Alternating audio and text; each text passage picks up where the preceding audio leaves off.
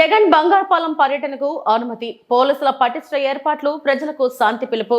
చిత్తూరు జిల్లా Bangarupalem Pulivendula MLA YS Jaganmohan Reddy Bangarupalem పర్యటనకు పోలీసులు కొన్ని షరతులతో కూడిన అనుమతిని మంజూరు చేశారు.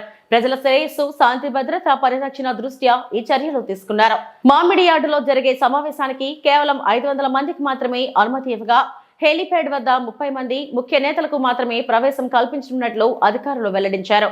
ఈ పర్యటనకు ఉదయం 11 గంటల నుండి మధ్యాహ్నం 2 గంటల వరకు మాత్రమే అనుమతి ఉంటుంది.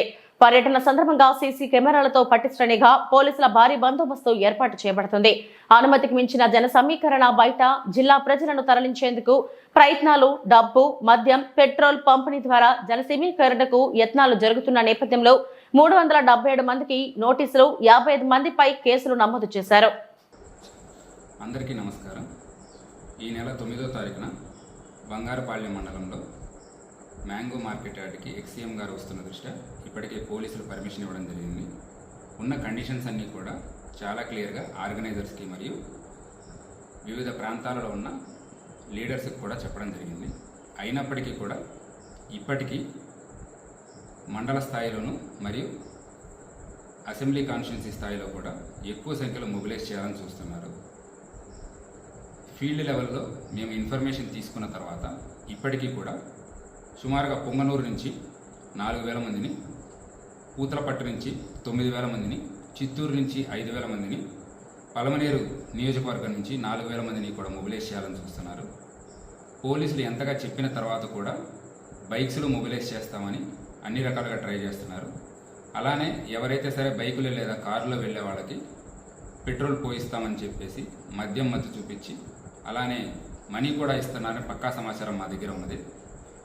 ఇప్పటికే ఈ విషయం చాలా క్లియర్గా చెప్పేసి ఎవరైతే మొబిలైజ్ చేస్తున్నారో 377 మందికి మనం నోటీసులు ఇవ్వడం జరిగింది. ఈ నోటీసులో చాలా క్లియర్గా మెన్షన్ చేశాము.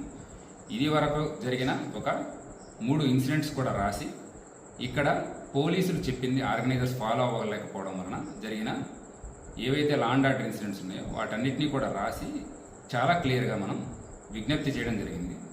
ఇప్పటికీ కూడా ఇంత చెప్పిన తర్వాత కూడా ఎక్కువ మంది సంఖ్యలో తీసుకొద్దామని చూస్తున్నారు. రేపు బంగారుపాలెం మార్కెట్ యార్డ్లో జరిగేది కేవలం రైతులతో ఇంటరాక్షన్ మాత్రమే. ఇది ఎటువంటి పబ్లిక్ మీటింగ్ కాదు. ఇంతగా చెప్పిన తర్వాత కూడా ఎవరైనా మొబిలైజ్ చేస్తున్నారని తెలిసినా మా దగ్గర పక్కా సమాచారం ఉంటుంది. ఏరియా మొత్తం కూడా డ్రోన్ నిఘాలో మరియు కెమెరాల నిఘాలో ఉంటుంది. ఎవరైనా ఎక్కువ మందిని మొబిలైజ్ చేస్తారని తెలిస్తే వాళ్ళ మీద కేసెస్ రిజిస్టర్ చేయడం జరుగుతుంది. ఈ 377 మందికి ఎవరికైతే ఆల్రెడీ నోటీసులు ఇచ్చామో వీళ్ళల్లో ఆల్రెడీ 55 మందికి మీద ఇంతకుముందు కేసులు కూడా ఉన్నాయి.